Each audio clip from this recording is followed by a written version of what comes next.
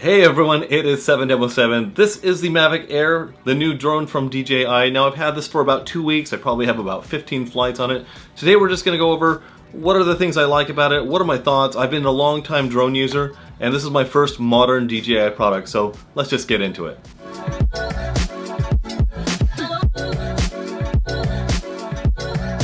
Well, to start off with, guys, it's a really well-designed drone. Everything has been well thought out. Everything from the gimbal to the way that it folds, the gimbal protector, everything has been really well engineered. So that I really like. And there's always going to be the debate, you know, is this better than a Mavic Pro?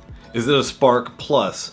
My thoughts on this is basically a Mavic Lite because it does so many good things. Basically, it's smaller than a Mavic. It has less flight time than a Mavic, and it has a slightly better camera and a decent 3-axis gimbal. So all those things add up to a really capable drone. What I always reiterate is these are tools. These are camera tools that are flying around, and if this can suit your needs for getting quick shots up in the air or doing some family videos on vacation, I think this is going to be a really good drone for you because I do a lot of YouTube. My goal with this is to have B-roll for my YouTube channel, so that's its purpose right now. It's my business purpose, and I'm also going to take it on family vacations. If you have aspirations of going really far, you're probably going to want to get a Mavic Pro. But for my needs, this is a very adequate and capable drone. Now, my drone experience goes all the way back to the early days of DJI where we're putting all the motors on by ourselves. We're using the NASA M and the NASA Lite, programming all the parameters by ourselves, and this is such a leap forward in technology. I mean, had I had this drone and not known anything about the Mavic Pros or the Phantoms, I would just be over the moon happy with this drone. Now, one of my complaints about the DJI drone is that I think they're trying to be too much like Apple. They have instruction booklets, but a lot of the in-depth information about the app and whatnot are not really well defined, so you kind of have to go onto YouTube and find out what is the extended function of. So I wish they would have a full manual online, and they may, and I just don't know about it. One of my other small gripes about this is that it's not really well defined how to switch from a 2.4 gigahertz transmission system to a 5.8 gigahertz transmission system, and we're talking about the video here.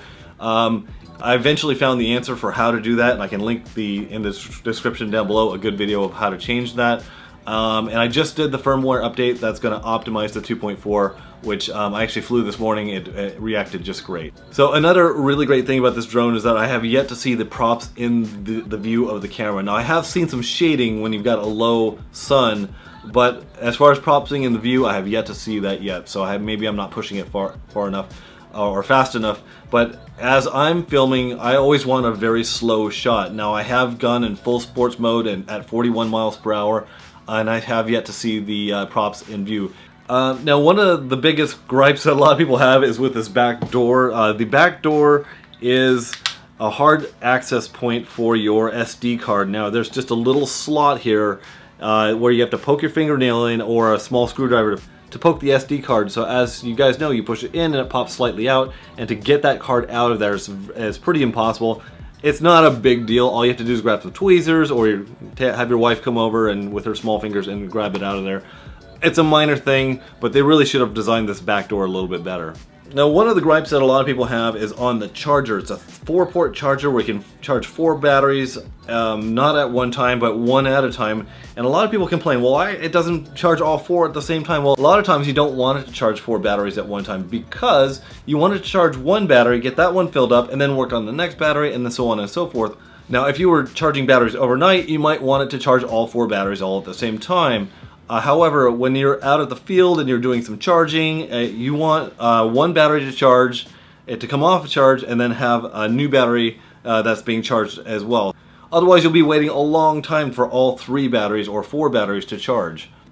A lot of people don't know this. You can actually use the charger to charge one battery at a time by just taking the little plug and plugging it directly into a single battery. So another question about whether you should buy this drone or not is there's also another new drone coming out, which is going to be the Mavic Pro 2. The rumors on that is that it's going to have a 1-inch sensor, which is much bigger. It's going to have longer battery life, possibly. possibly an improved gimbal for the new Mavic Pro. So possibly the new flight modes that come along with the Mavic Air might be transferred over to the new Mavic Pro 2. If longer flight time is an extreme necessity for you, or flying miles and miles upon miles to get to your filming location, if that's a priority for you, you might want to wait to go for the Mavic Pro 2 instead of the smaller Mavic Air. As I was saying, this to me is the Mavic Pro Lite. It's gonna be shorter in the air, it's gonna not go quite as far, but it has definitely a better camera and sensor. I've seen some video side by side of the video from this quad as compared to the Pro, and I definitely prefer the image out of the Mavic Air.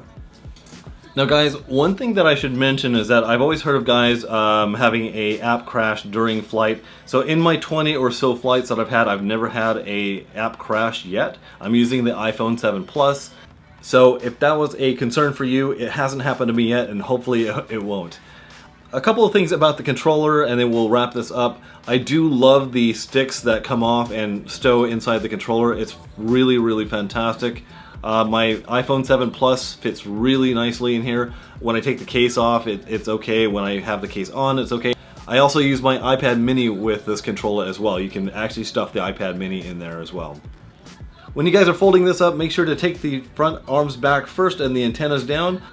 Tuck these little blades in a little bit before you stow the rear gear, and you'll never have any interference issues with the front and rear gear. So there we have it. Really great drone. I love it a lot, and it'll be staying with me for quite a while. So this is a great drone for me. Is that a good drone for you? You'll have to make that determination for yourself. Establish your goals. What are you going to do with the quadcopter or the drone? And go from there. We'll see you guys later. Bye.